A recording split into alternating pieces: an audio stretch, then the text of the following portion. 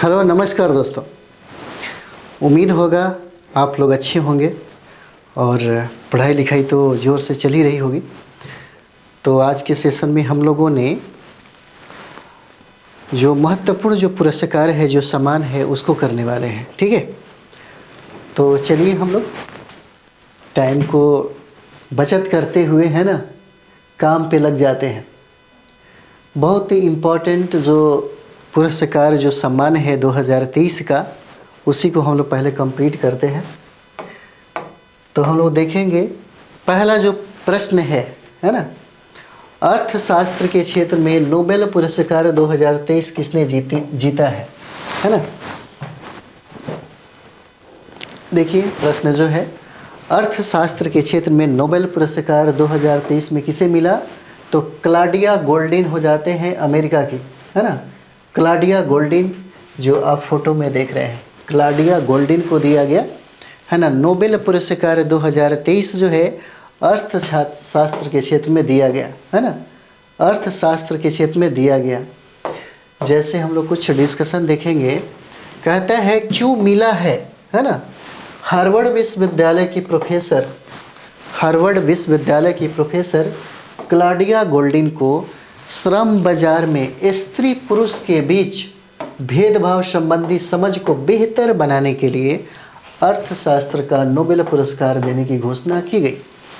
अर्थशास्त्र में नोबेल पुरस्कार कौन प्रदान करता है, ये आपसे पूछा जा सकता है। The royal Swedish academy of sciences है ना, जो स्वीडन देती है। ठीक है, चलिए आगे बढ़ते हैं हम लोग। बहुत इम्पोर्टेंट है हमारा अगला दूसरा प्रश्न हम लोग देखेंगे। देखिए दूसरा प्रश्न देखिए, कहता है कि भारत ने इजराइल है ना, कहता है कि भारत ने इजराइल है ना और फिलिस्तीन संगठन हमास के बीच जंग में फंसे भारतीयों को वापस लाने के लिए किस ऑपरेशन को शुरू किया गया है ना। ये ऑपरेशन था अजय, ऑपरेशन अजय को शुरू किया गया है ना। ऑप्शन बी हो जाता है, आंसर बी हो जाएगा है ना। चलिए आगे हम लोग बढ़ते हैं। ऑपरेशन अजय जो है, ऑपरेशन अजय इजराइल से भारतीय नागरिकों को वापस लाने के लिए शुरू किया गया एक अभियान हो जाता है। ये कोई बचाव अभियान नहीं है। इस अभियान में सिर्फ उन भारतीयों को वापस लाया जाएगा जो आना चाहते हैं। इसमें सभी भारतीयों को वापस नहीं लाया जाएगा। चलिए आगे बढ़ते हैं हम लोग। तीसरा प्रश्न है, बहुत इंपॉर्टेंट है आपके लिए। तीसरा प्रश्न, बिम्स्टेक के नए महासचिव के रूप में नियुक्त होने वाले पहले भारतीय कौन बने हैं। बिम्स्टेक के नए महासचिव के रूप में नियुक्त होने वाले पहले भारतीय कौन बने हैं, यह इंद्रमणि पांडे हो जाएंगे। आंसर क्या हो जाएगा, सी, इंद्रमणि पांडे को बनाया गया। आप देख सकते हैं बिम्स्टेक के नए महासचिव है ना। आगे बढ़ते हैं हम लोग। BIMSTEC bay of Bengal initiative for multi sectoral technical and economic cooperation, इसका नाम है। बिम्स्टेक का फुल फॉर्म यहाँ देखेंगे तो बिम्स्टेक का जो फुल फॉर्म है, Bay of Bengal initiative for multi sectoral technology and economic cooperation.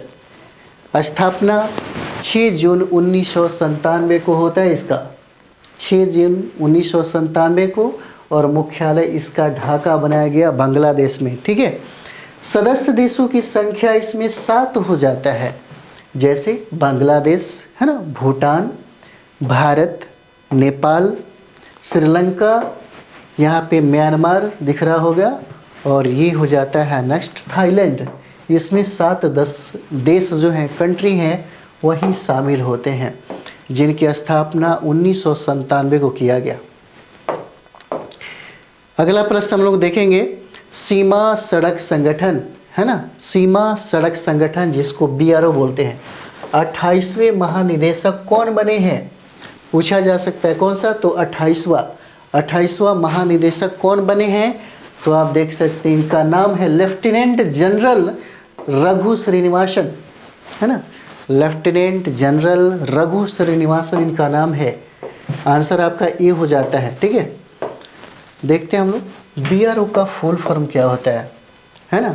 Border road organisation हो जाएगा, बॉर्डर रोड ऑर्गेनाइजेशन हो जाएगा, जिसकी स्थापना 7 मई 1960 को किया गया और इसका मुख्यालय जो है नई दिल्ली में हो जाता है ना? नई दिल्ली। आगे हम लोग देखेंगे, बहुत महत्वपूर्ण है आपके एग्जाम के लिए। नोबेल शांति पुरस्कार 2023 जो है किसे सम्मानित किया गया, आप देख सकते हैं। इनका नाम है नरगिस मोहम्मदी। आप देख सकते हैं नरगिस मोहम्मदी को नोबेल शांति पुरस्कार 2023 दिया गया। नरगिस मोहम्मदी को आंसर क्या है? डी हो जाता है ना? डी हो जाता है। चलिए आगे बढ़ेंगे हम लोग। यहाँ पे देखिए, कहता है क्यों दिया जाएगा? ईरान में महिलाओं के उत्पीड़न के खिलाफ उनकी लड़ाई और मानवाधिकारों और स्वतंत्रताओं को बढ़ावा देने के लिए यह नोबेल शांति पुरस्कार इनको दिया गया। नोबेल शांति पुरस्कार कौन प्रदान करता है? तो नॉर्वेजियन नोबेल समिति के द्वारा यह पुरस्कार प्रदान किया जाता है ना? आगे हम लोग देखेंगे।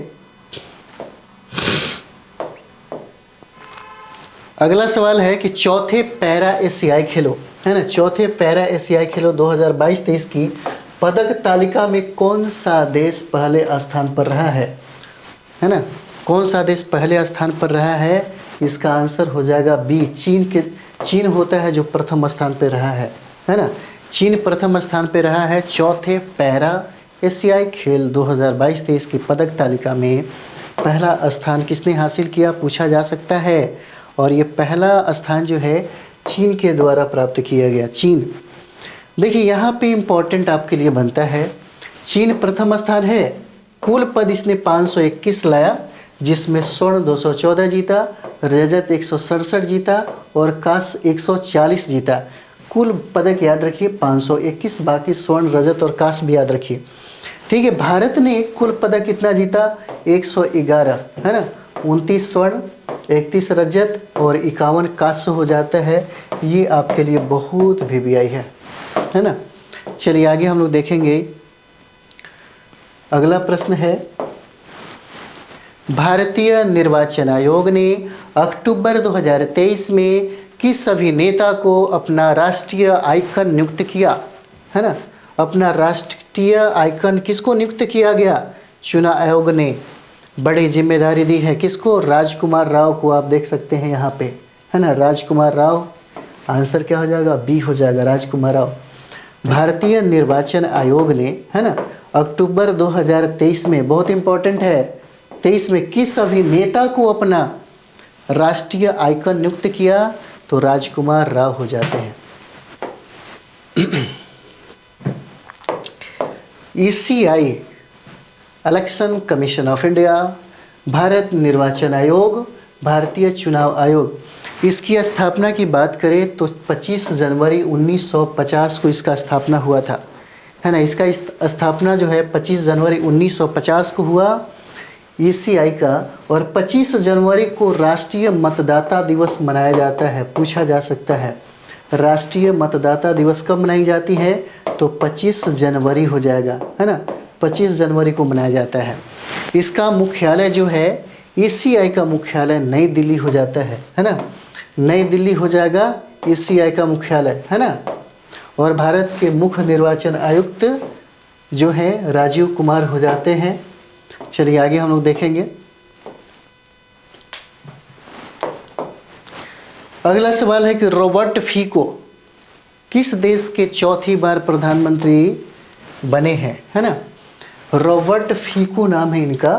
कहता है किस देश के चौथी बार प्रधानमंत्री बने? तो ये आप देख सकते हैं स्लोवाकिया की ये प्राइम मिनिस्टर बने हैं, स्लोवाकिया के, है ना, जिनका नाम है रॉबर्ट फीको। ये है स्लोवाकिया के प्राइम मिनिस्टर बने, जिनका नाम है रॉबर्ट फीको, है ना। चौथी बार ये प्रधानमंत्री चुने गए हैं। स्लोवाकिया गणराज्य की अगर बात करें, स्लोवाक गणराज्य की, तो स्लोवाकिया यूरोप महाद्वीप में स्थित क्या है, एक देश है। इसकी राजधानी ब्रातिस्लावा हो जाता है। इसका राजधानी जो है ब्रातिस्लावा है। अगर मुद्रा की बात करें तो यूरो हो जाता है। और यहाँ का जो प्रेसिडेंट है जुनाना कापुतोवा हो जाते हैं। ठीक है, चलिए आगे बढ़ेंगे हम लोग। अगला 9 नंबर सवाल है, कहता है कि वैश्विक भूख सूचकांक 2023 में, है ना, बहुत भी आई है आपके लिए, बहुत भी आई है, भारत का क्या स्थान है, कौन सा स्थान है? यानी कि वैश्विक भूख सूचकांक में भारत का स्थान 111 हो जाता है। इतनी खराब स्थिति है भारत की, है ना, भूखमरी से भारत त्रस्त हो गया है। चलिए यहाँ पे देखते हैं,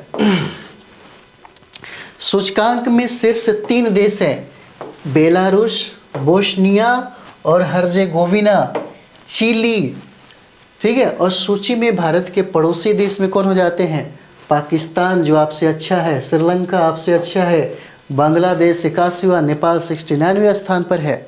सबसे ज़्यादा भूखमरी देखिए भारत में। जारीकर्ता कौन है? कंसर्न वर्ल्ड वाइड, यानी कि आयरलैंड के द्वारा और बेल्ट हंगर हेल्पेज संगठन के द्वारा जो जर्मनी में काम करता है, इन दोनों के द्वारा यह रिपोर्ट तैयार करवाया जाता है ना। चलिए आगे बढ़ते हैं, हम लोग आगे बढ़ेंगे। अगला प्रश्न है 10 नंबर। 10 भारत की 16वीं नवरत्न कंपनी, है ना, भारत की 16वीं नवरत्न कंपनी कौन सी बनी है? तो रिटिश हो जाएगा, RITES लिमिटेड हो जाएगा, है ना।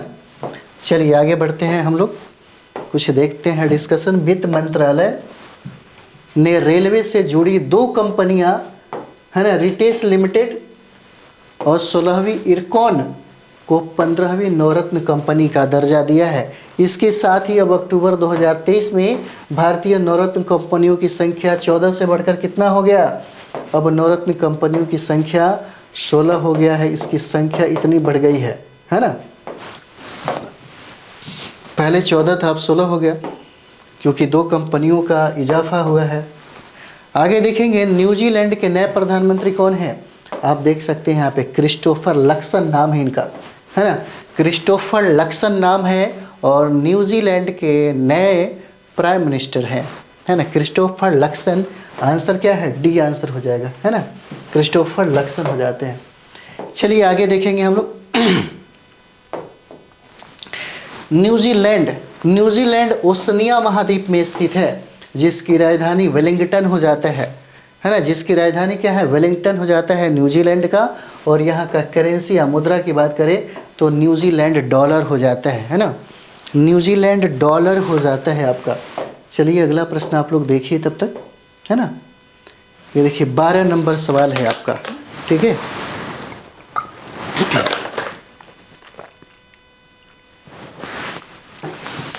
12 नंबर सवाल है, किस स्पेस एजेंसी ने, है ना, कहता है यहाँ पे, किस स्पेस एजेंसी ने क्षुद्र ग्रहों का अध्ययन करने के लिए साइकी मिशन लॉन्च किया है?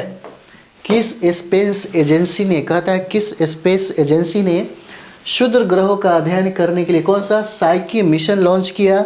तो किसने लॉन्च किया? ये नासा ने लॉन्च किया है, जो अमेरिका की कंपनी है नासा, है ना, जिसका नाम क्या है? Psyche mission. देखिए यह मिशन स्पेस एक्स के फॉल्कन हेवी रॉकेट से, ये बहुत इंपॉर्टेंट है आपके लिए, बहुत भी आई है। यह मिशन जो है स्पेस एक्स के, है ना, जिसका नाम है फॉल्कन हेवी रॉकेट से लॉन्च किया गया है। पूछा जाएगा इस मिशन का उद्देश्य जो है यह समझना है कि पृथ्वी और अन्य चट्टानी ग्रहों का निर्माण कैसे हुआ, है ना, इसका यह उद्देश्य हो जाता है। आगे हम लोग देखेंगे 13 नंबर सवाल है। 13 कहता है कि जिनेवा में संयुक्त राष्ट्र और अन्य अंतर्राष्ट्रीय संगठनों में भारत का अस्थायी प्रतिनिधि किसे नियुक्त किया गया है ना, तो किसे नियुक्त किया गया है? आप यहाँ पे देख सकते हैं, इनका नाम अरिंदम बागची है ना, इनका नाम क्या है? अरिंदम बागची हो जाएगा। आंसर क्या है? ए हो जाता है ना, आंसर ए हो जाता है। चलिए आगे देखेंगे हम लोग। संयुक्त राष्ट्र की अगर स्थापना की हम लोग बात करें तो 24 अक्टूबर 1945 को इसकी स्थापना होता है ना, 24 अक्टूबर 1945 को स्थापना होता है। अगर मुख्यालय की हम बात करें तो न्यूयॉर्क हो जाएगा, और इसमें सदस्य देशों की संख्या जो है 193 हो जाता है, सदस्य देशों की संख्या। और इसके अध्यक्ष जो है एंटोनियो गुटरेस हो जाएंगे, है ना, एंटोनियो गुटरेस हो जाते हैं। आगे का सवाल है हमारा, त्रिपुरा के नए राज्यपाल कौन हैं? त्रिपुरा के जो नए राज्यपाल हैं आप इन्हें देख सकते हैं, इनका नाम है इंद्रसेना रेड्डी नल्लू, है ना। इसका आंसर क्या हो जाएगा? बी हो जाता है, इंद्रसेना रेड्डी नल्लू नाम हो जाता है इनका। चलिए आगे बढ़ते हैं हम लोग। आप यहाँ पे देख सकते हैं त्रिपुरा राज्य के रूप में गठन 21 जनवरी 1972 को हुआ और इसकी राजधानी अगरतला हो जाता है। और मुख्यमंत्री की बात करें तो मानिक शाह हो जाएंगे और लोकसभा सीट की संख्या 2 है और राज्यसभा सीट की संख्या 1 हो जाता है और विधानसभा सीट की संख्या कितना है? 60 हो जाएगा।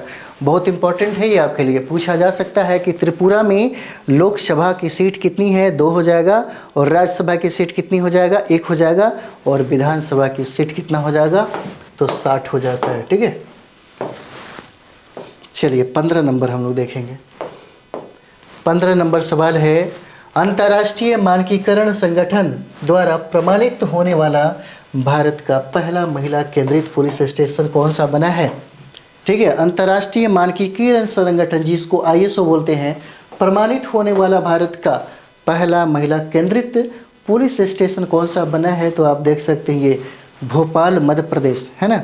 इसका आंसर क्या है? ये आंसर हो जाएगा भोपाल मध्य प्रदेश है, जिसको पहला महिला पुलिस स्टेशन का अधिकार प्राप्त हुआ। देखिए, अंतर्राष्ट्रीय मानकीकरण संगठन की बात करें तो इसकी स्थापना 23 जनवरी, है ना, 23 जनवरी 1947 को हुआ था, जिसका मुख्यालय कहाँ है? जिनेवा, स्विट्जरलैंड में। और अध्यक्ष कौन हो जाते हैं? उल्रिका फ्रैंको हो जाएंगे, उल्रिका फ्रैंको, है ना। एक मित्र ने कहा कि सर इतने रात को आप इतना मेहनत कर रहे हैं, इतना रात को वीडियो बना रहे हैं। अगर आप टाइम की बात करें तो टाइम आपका देखिए कितना बज रहा है, 2:25 हो रहा है, रात को 2:25। चलिए कोई बात नहीं, मेहनत है, मेहनत से ही सब कुछ प्राप्त होता है ना। तो मेहनत से ही घबराना नहीं चाहिए, मेहनत से ही रिजल्ट आपका आने वाला है और मेहनत से ही आप चमकने दमकने वाले हैं, है ना। तो जिस तरीके से वर्क हम करते हैं, उम्मीद है कि हमसे कहीं ज़्यादा वर्क आप करते होंगे, है ना। तो चलिए, अच्छा लगा कि आपने ये बात कहा, कितने रात तक सर आप ये मतलब वीडियो बना रहे हैं। तो चलिए हम लोग देखते हैं, क्लास जो है क्लास कंटिन्यू रखेंगे, है ना। Global remote work index 2023, global remote work index 2023 में 108 देशों की सूची में भारत का क्या स्थान है ना, पूछा जा सकता है। इसीलिए यह जो प्रश्न है बहुत इंपॉर्टेंट आपके लिए हो जाता है। ग्लोबल रिमोट वर्क इंडेक्स में 2023 में 108 देशों की सूची में कहता है कि भारत का कितना स्थान है? तो 64वां स्थान हो जाता है ना, 64वां। यहाँ पे देखेंगे पहला स्थान किसको मिला, तो डेनमार्क हो जाएगा, दूसरा नीदरलैंड और तीसरा जर्मनी, और जारीकर्ता कौन है? तो नॉर्ड लेयर हो जाएगा इसको जारी करने वाला, है ना। आगे देखिए, आगे प्रश्न है हमारा, भारत ने किस वर्ष तक अंतरिक्ष में एक भारतीय अंतरिक्ष केंद्र स्थापित करने का लक्ष्य रखा है? भारत ने किस वर्ष तक अंतरिक्ष में एक भारतीय अंतरिक्ष केंद्र स्थापित करने का लक्ष्य रखा है? तो ये देखिए, ये 2035 तक इसका लक्ष्य है, 2035 तक लक्ष्य हो जाता है ना। आगे हम लोग देखेंगे, आगे है केंद्रीय शिक्षा मंत्री धर्मेंद्र प्रधान ने, है ना, धर्मेंद्र प्रधान ने चंद्रयान 3 मिशन पर स्कूली छात्रों के लिए विकसित किस वेब पोर्टल को लॉन्च किया? तो ये हो जाता है अपना चंद्रयान, आप देख सकते हैं अपना चंद्रयान हो जाएगा। आंसर क्या है? बी हो जाएगा, अपना चंद्रयान, है ना। आगे हम लोग देखते हैं, अगला सवाल है, किस देश ने अपनी नई लेजर आधारित आयरन बीम मिसाइल रक्षा प्रणाली का परीक्षण किया है? किस देश ने? और यह देश इजराइल हो जाएगा। ठीक है, यह देश इजराइल है और इजराइल ने नई लेजर आधारित आयरन बीम मिसाइल रक्षा प्रणाली का परीक्षण किया, जो ये देख रहा है ना। आगे बढ़िए, आगे बढ़ कर के हम लोग देखेंगे इस प्रणाली को कम दूरी के रॉकेट, तोपखाने और मोटार बमों में नष्ट करने के लिए डिजाइन तैयार किया गया है। यह प्रणाली मानव रहित हवाई वाहनों को भी रोक सकती है। इसकी रेंज 7 किलोमीटर तक है, 7 किलोमीटर तक है इसका रेंज, है ना। यहाँ देखते हैं हम लोग। अगला सवाल है वैश्विक पेंशन सूचकांक। वैश्विक पेंशन सूचकांक 2023 में भारत का क्या स्थान रहा है? तो भारत का स्थान जो है 45वां है ना। भारत का स्थान कितना है? 45वां है। इंपॉर्टेंट है, वैश्विक पेंशन सूचकांक 2023 में भारत का स्थान 45वां। आंसर क्या है? ए हो जाएगा, है ना। चलिए आगे देखते हैं हम लोग। भारत का स्थान, ठीक है, 47 देशों में 45वां हो जाता है।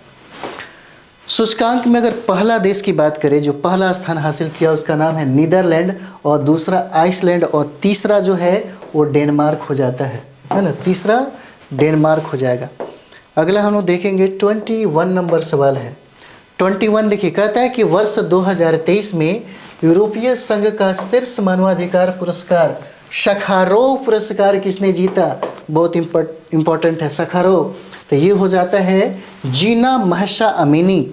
जीना महसा अमीनी जो है ईरान की, इन्हीं को यह पुरस्कार मिला है ना। यूरोपीय संघ का शीर्ष मानवाधिकार पुरस्कार सखारोव पुरस्कार, है ना। सखारोव पुरस्कार से इन्हें सम्मानित किया गया है। देखिए, इस्लामी हिजाब नियमों का पालन करने के आरोप में पुलिस हिरासत में मृत पाई गई कुर्दिश मूल की ईरानी महिला महसा अमीनी को यूरोपीय यूनियन के शीर्ष मानवाधिकार पुरस्कार देने की घोषणा किया गया। अगला सवाल है हम लोग का 22 नंबर जो है, देखते हैं सुप्रीम कोर्ट ने किस अधिनियम के तहत समलैंगिक विवाह को कानूनी मान्यता देने से इनकार किया है ना। तो क्या हो जाएगा? स्पेशल मैरिज एक्ट हो जाएगा। आंसर सी है। एक बार देखिए प्रश्न को, अच्छा प्रश्न है। सुप्रीम कोर्ट ने किस अधिनियम के तहत समलैंगिक विवाह को कानूनी मान्यता देने से इनकार किया है? तो स्पेशल मैरिज एक्ट हो जाएगा, है ना। स्पेशल मैरिज एक्ट हो जाता है। अक्टूबर 2023 की बात है ना, 23 को सुप्रीम कोर्ट की 5 सदस्यीय संविधान पीठ ने, है ना, 3-2 बहुमत से समलैंगिक विवाह को कानूनी मान्यता देने के लिए विशेष विवाह अधिनियम में संशोधन करने से इनकार कर दिया। ठीक है, चलिए आगे देखते हैं हम लोग। 23 नंबर सवाल है। 23, प्रधानमंत्री नरेंद्र मोदी ने किस नाम से भारत की पहली सेमी हाई स्पीड क्षेत्रीय रेल सेवा का उद्घाटन किया है? तो यह उद्घाटन नमो भारत के नाम से किया, नमो भारत के नाम से, है ना, नमो भारत के नाम से। और यह ट्रेन 180 किलोमीटर प्रति घंटे की रफ्तार से दौड़ सकती है। 24 नंबर सवाल देखिए, आपके लिए बहुत इंपॉर्टेंट है। 24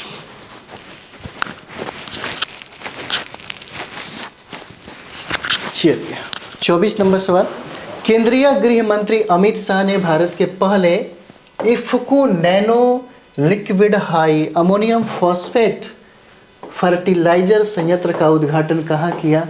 ये आपसे पूछा जा सकता है, बहुत इंपॉर्टेंट है ना। और ये गांधीनगर गुजरात हो जाता है, गांधीनगर में किया है उन्होंने। और गांधीनगर कहाँ है? गुजरात में हो जाएगा, है ना, उसका राजधानी हो जाएगा।